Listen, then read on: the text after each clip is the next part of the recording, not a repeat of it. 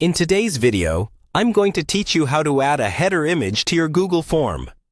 Adding a header image is a simple way to make your form look more professional, on brand, or just a bit more fun and personal.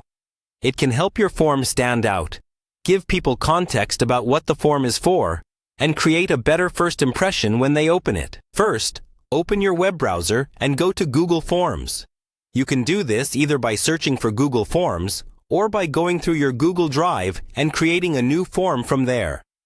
Once your form is open, make sure you're looking at the main editing screen, where you can see your form title and the list of questions underneath. At the top of the page, you'll see a color palette icon for customizing the theme. Go ahead and click that. This opens the theme customization panel on the right-hand side of your screen.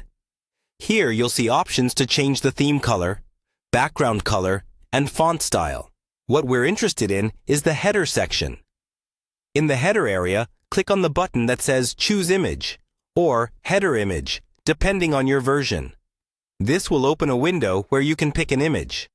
You'll usually see several tabs here, like themed images provided by Google, the option to upload from your computer, your Google Photos, or even images from your Google Drive.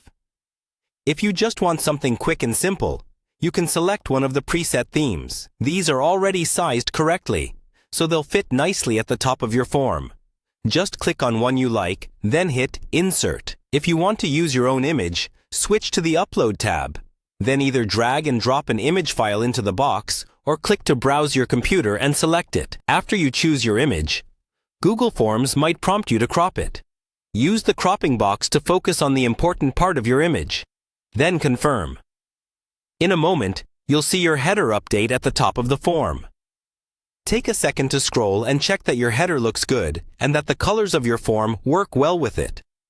You can adjust the theme color in the same customization panel so everything feels cohesive.